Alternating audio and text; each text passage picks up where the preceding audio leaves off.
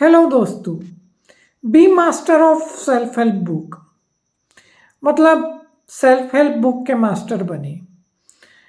यानी self help book को आप पे रूल नहीं करना चाहिए, आपको सेल्फ हेल्प बुक का इस्तेमाल करना चाहिए। तो आइए देखते हैं सेल्फ हेल्प बुक का इस्तेमाल कैसे किया जाए। मैं सुयोधन देशमुख आपसे गुजारिश करता हूँ कि कृपया मेरा ये सुयोधन देशमुख नामक चैनल लाइक और सब्सक्राइब करें। तो दोस्तों, सेल्फ हेल्प बुक के लिमिटेशन की बात हम कर चुके हैं। अब बात यह है दोस्तों कि सेल्फ हेल्प बुक का क्या कोई इस्तेमाल हो सकता है। अरे भैया, इतनी छप रही है, इतनी बेची जा रही है, तो सेल्फ हेल्प बुक का इस्तेमाल तो किया जा सकता है। तो ये कैसे किया जा सकता है? तो सबसे पहली बात जो है दोस्तों कि आपको ये समझ लेना पड़ेगा कि you have everything in you. आपके अंदर सब कुछ है, आपको बाहर कुछ ढूंढने की ज़रूरत नहीं है। बाहर की जो घटक है जो वो कैटलिस्ट की तरह है।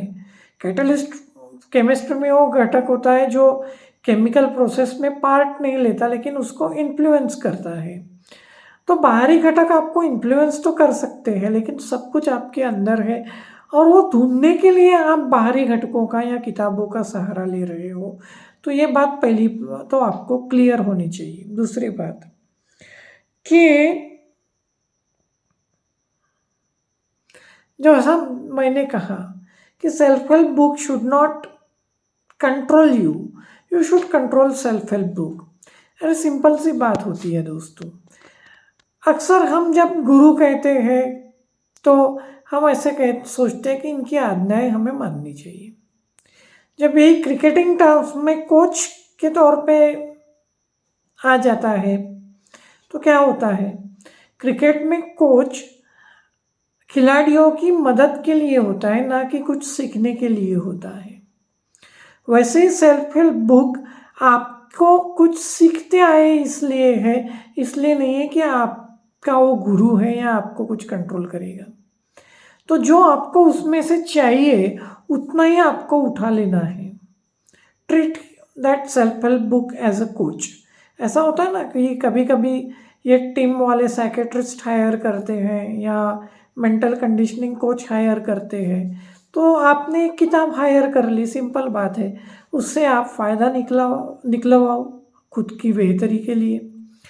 लेकिन आप किताब को खुद को कंट्रोल ना करने दो, यानी हर चीज़ आप किताब में देख के करोगे तो प्रॉब्लम हो जाएगा। आपको ये बात भी समझनी चाहिए कि सेल्फ हेल्प बुक की थियरी सिमिलर हो सकती है लेकिन उसका जो इम्प्लीमेंटेशन है वो सिमिलर नहीं होता। हर किसी का वो पर्सनलाइज होता है। तो अपना पर्सनलाइज वे ढूंढो। और उसमें भी एक बात ध्यान में लो कि अगर चीज़ें बहुत कॉम्प्लेक्स हो रही होंगी सेल्फ हेल्प बुक की, तो कॉम्प्लेक्स चीज़ें जो है वो निकाल डालो, कॉम्प्लेक्शन से दूर रहो। तो ये बात है। अगर उसमें कोई प्रोग्राम दिया होगा तो उसके ऊपर आप एक्ट कर सकते हो, कुछ स्टेप्स ले सकते हो, कुछ अच्छे आइडियाज़ ले सकते हो। तो ये सब आप कर सकते हो। अगर आप डिप्रेशन में कोई सेल्फ हेल्प बुक पढ़ रहे हो तो फिर ये और भी थोड़ा डेंजर काम है, क्योंकि सेल्फ हेल्प बुक जितना आपको मदद कर सकता है उतनी ही आपको गिल्ट भी दे सकता है, क्योंकि उसमें परफेक्शन की बात होती है। लेकिन फिर भी सेल्फ हेल्प बुक से कॉन्फिडेंस आता है, अच्छे आइडियाज़ आते हैं। अच्छा, अब सेल्फ हेल्प बुक से नज़रिया बदल सकता है। तो कभी कभी आप नॉवेल की तरह सेल्फ हेल्प बुक पढ़ डालो, लेकिन उससे क्या इम्प्लीमेंट करना है इसके बारे में मत सोचो, वो अपने आप आपके माइंड में ट्रिगर हो जाएगा। ये बात आपको ध्यान में लेनी होगी। और अगर आप डिप्रेशन में हो तो फिर सेल्फ हेल्प बुक को थोड़ा अवॉइड करो। कोई एक हाथ दूसरी पढ़ भी ली तो चलेगा, लेकिन जैसा मैंने डिप्रेशन में तो 100% मैं आपको यही कहूँगा कि 100% आप सेल्फ हेल्प बुक का इम्प्लीमेंटेशन सोचिए मत, बस उसको दिमाग में जाने दीजिए और नेचुरली वो इम्प्लीमेंट होगा।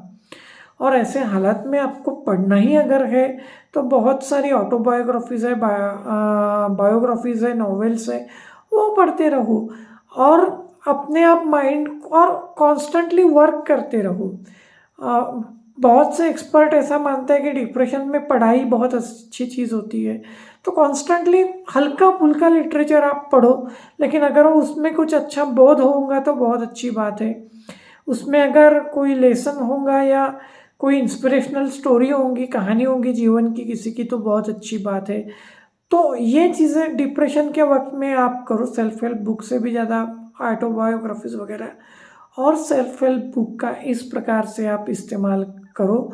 मैं आपसे गुज़ारिश करता हूँ कि कृपया मेरा ये सुयोधन देशमुख नामक यूट्यूब चैनल लाइक और सब्सक्राइब करें। Thank you.